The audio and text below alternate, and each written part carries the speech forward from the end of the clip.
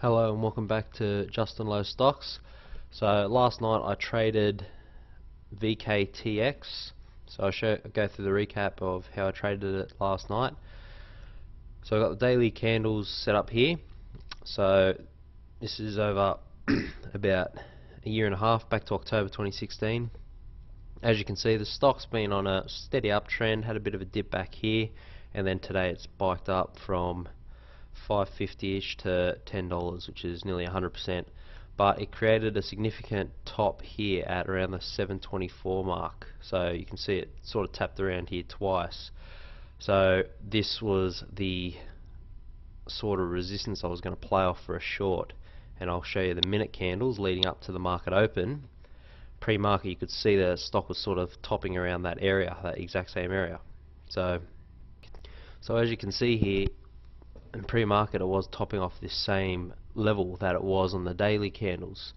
It was topping around this 724 mark.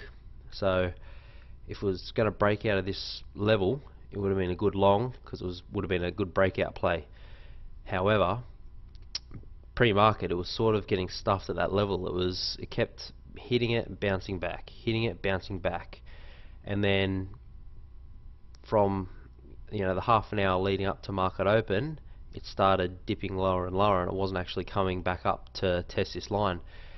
You'd find if this was coming back up to retest again during market open, it would have probably been a good breakout play, and it would have done this sort of action here, which it did an hour later, and it broke out with strength. As you can see, in 5 minutes it went up. I grabbed that accidentally. In 5 minutes it went up about 20%. So you would have found that's what it would have done if it was coming up to test this resistance line when the market opened, but it wasn't. It was fading further down when the market opened. And as you can see, the continual testing of this resistance line, you can also see when it did get stuffed at that resistance line, it kept coming back and testing around this 686 support line. So it was initially resistance here, sort of support here, support here, support here, and support here. So when I saw that the market was opening and it was starting to dip below that recent support line, I was looking to take it short from there. But I didn't want to take it short pre-market. I wanted to wait for market to open before I actually took my position, so that's what I did. I'll get rid of some of these lines because it's a bit full on. So this is market open here, 9:30. This little red candle, it's hard to tell because it had so much big action up here, but yeah, 9:30 is when it opened, and I shorted this stock in the first minute that the market opened at 673. I went short because I was expecting once it broke down this support that I was talking to you about, that it would continue on lower. So I shorted it.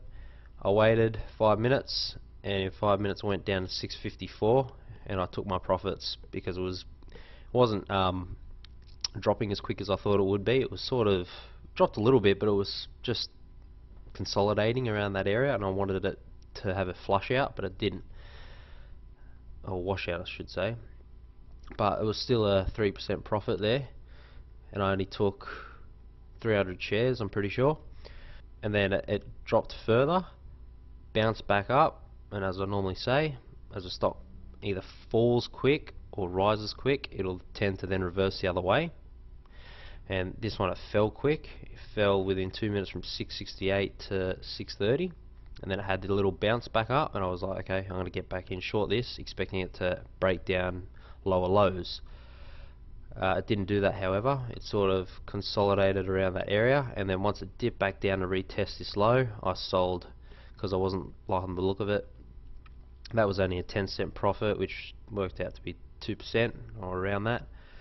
Yeah, they were my two trades. Each trade I was in 300 shares, so not massive positions. And then yeah, I went to bed after that, and after that it bloody broke out with massive volume.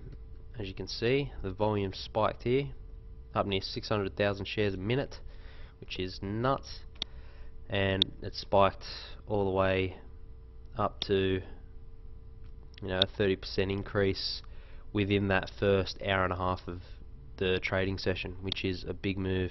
And then it's even closed up near those levels. So also with the stock, when it makes such a massive move, if it closes near the highs, which this one has, as you can see, 4 o'clock is when the market closes in America, so you look at 4 o'clock, it's basically at its highs. This is all aftermarket action, it's not really relevant, to be honest. So it's basically closed 20 cents off its highs after that big move. This is a stock that you could look at for a continuation play tomorrow, which is, it might dip back down pre-market tomorrow morning, might dip back around to this level, around the $9, where there's some significant support now, like at these lines, these areas here. So I might dip back down here pre-market tomorrow, and then you'll be looking for it to break out over the previous day's highs, which in this case would be around here, which is 10.50. So that is a play I'll be looking at tomorrow. If I remember, I'll try to show whether or not that would have worked or if it would have failed. Because also a good thing to go off is if it doesn't break that 10.50, you'd be looking to go short. If it broke that 1050, you're expecting a big run up and a big profit on the upside. If it doesn't break that, you'll be looking to take it short and watch it just crash and lose most of this day's gains tomorrow. But yeah, I'll keep you updated on how that goes after tonight. And yeah, that's all the trades I made last night. Another $100 profit today, which is good. Up about $350, $400 on the week, so hopefully we can finish out tonight strong. And yeah, I'll be looking to soon do a live trading video to just give those of you who aren't experienced in the markets, or aren't even sure how the markets move. I'll try to give you a bit of an idea by showing you in real time. And yeah, recording myself trading. I don't know if I'll actually trade though, because it's probably going to be hard to talk and explain things while trying to make decisions on trading. But I will at least just sit here while the market's open and try to guide you through what's happening and go through my steps that I take every morning to look for the hot stocks and the ones that can give you a potential profit. So I'll look to do that in the future. I don't know when, but I want to do that soon. And yeah, so thanks very much for watching. Again, if you like the videos, don't forget to like and subscribe, and comment in the section below if you have any questions or want to know anything. I get a lot of people asking me questions in person, but no one's commenting on the YouTube videos. If you got any questions, just ask. I'm here to try to provide value for you and help you create an easier future for you. Let's say that. So yeah, if you got any questions, don't feel afraid to ask, and I will answer you, whether it's through a video or just personal. So yeah, keep that in mind, and yeah, hopefully trading goes well tonight, and I'll get back to you tomorrow with another video. So thanks very much for watching. Have a good Friday night, and yeah, see you tomorrow.